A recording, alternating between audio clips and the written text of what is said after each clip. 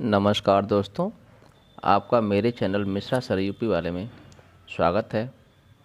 दोस्तों, मैं आज आपके लिए एक नए तरीके से, बहुत ही रोचक तरीके से Hindi TGT, PGT, net, JRF की तैयारी करने वाले बच्चों के लिए आसान भाषा में आसान तरीके से प्रश्न लेके आया हुआ हूँ। ये प्रश्न अधिकतर आपको पेपर में मिल जाएंगे। हर बार आने वाले प्रश्न हैं आपके लिए। ये बहुत ही इम्पोर्टेंट प्रश्न है। चलो शुरू करते हैं। पहला प्रश्न आपके सामने है, मिस्र बंधुओं ने अपना कविवृत्त संग्रह किस नाम से निकाला? तो इसका आंसर मिस्र बंधु विनोद। पहला ही इसका आंसर सही है आपका, मिस्र बंधु विनोद। अगला प्रश्न, प्रश्न number 2, modern vernacular literature of northern Hindustan का विग्रह संग्रह किस लेखक द्वारा लिखा गया है? हर बार टीजीटी, पीजीटी में आने वाला क्वेश्चन है ये। हर बार आपको मिलेगा देखने के लिए ये क्वेश्चन। तो इसका सही answer sir George Grierson. Sir George Grierson, बिल्कुल सही जवाब आप लोगों का। अगला प्रश्न है, आदिकाल को वीर गाथा काल नाम किसने दिया? आदिकाल को वीर गाथा काल नाम किसने दिया? तो ये ऐसा प्रश्न है जो हर बार आपको पेपर में देखने को मिल जाता है। तो इसका सही जवाब है आचार्य रामचंद्र शुक्ल ने। आचार्य रामचंद्र शुक्ल ने आदिकाल को वीर गाथा काल कहा था। पूर्व मध्यकाल को भक्ति काल की संज्ञा दी थी उन्होंने। उत्तर मध्यकाल को रीतिकाल कहा था और आधुनिक काल को गद्यकाल कहा था। अगला प्रश्न, भक्ति काल के भीतर पहली दो काव्य धाराएं कौन कौन सी हैं? शैव व शाक्य, राम भक्ति कृष्ण भक्ति, सगुण भक्ति निर्गुण भक्ति, या फिर एकेश्वरवाद अनेकेश्वरवाद? इसका सही जवाब है राम भक्ति कृष्ण भक्ति, या फिर शैव व शाक्य, सगुण भक्ति निर्गुण भक्ति, एकेश्वरवाद या फिर अनेकेश्वरवाद। तो इसका सही जवाब है सगुण भक्ति और निर्गुण भक्ति।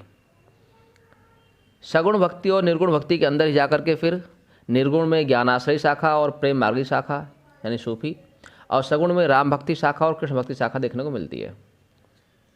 अगला प्रश्न, बाबू श्याम सुंदर दास की रचना निम्न में से कौन सी है? हिंदी कोविद रत्नमाला, हिंदी साहित्य का इतिहास, ब्रज माधुरी सार, कविता कौमुदी? तो इसका सही जवाब है हिंदी कोविद रत्नमाला। क्योंकि बता दूं मैं आपको, हिंदी साहित्य का इतिहास आप लोगों ने पढ़ा हुआ है, आचार्य रामचंद्र शुक्ल द्वारा लिखा गया है। ब्रज माधुरी सार जो है ये वियोगी हरि जी की रचना है। ये भी पेपर में हर बार पूछा जाता है, अधिकतर मैंने देखा है पेपर में आता रहता है ये। और कविता कौमुदी जो है ये पंडित रामनरेश त्रिपाठी जी की रचना है। अगला प्रश्न, रीतिकाल को और किस नाम से जाना जाता है? रीतिकाल को और किस नाम से जाना जाता है? तो मैंने आपको ऊपर ही बताया था अभी कि रीतिकाल को उत्तर मध्यकाल के नाम से जाना जाता है। अगला प्रश्न, विद्यापति ने प्रचलित बोलचाल की भाषा को क्या नाम दिया है? तो विद्यापति ने प्रचलित बोलचाल की भाषा को देसी भाषा कहा है। कौन सी भाषा कहा है? देसी भाषा। अगला प्रश्न है, रामचंद्र शुक्ल ने भक्ति काल का समय कब से कब तक माना है? सन 1375 से 1700 तक, 1700 से 1900 तक, 1900 से 1984 तक, या फिर 1050 से 1375 तक? तो मैं आप लोगों को एक सही तरीके से बता दूं, इसका आंसर जो है भक्ति काल का है 1375 से 1700 ईस्वी तक।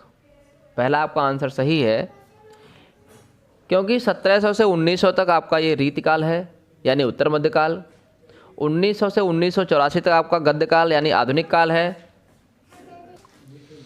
और 1050 से 1375 तक आपका आदिकाल यानी वीरगाथा काल की संज्ञा दी गई है। हमीर के युद्ध का वर्णन किस सूत्र में मिलता है? अगला प्रश्न है, हमीर के युद्ध का वर्णन किस सूत्र में मिलता है? प्राकृतिक पिंगल सूत्र, अपभ्रंश सूत्र, अवहट्ट सूत्र या डिंगल पिंगल सूत्र? बताइए, आप लोगों के सामने प्रश्न है, बताइए कि हमीर के युद्ध का वर्णन किस सूत्र में मिलता है?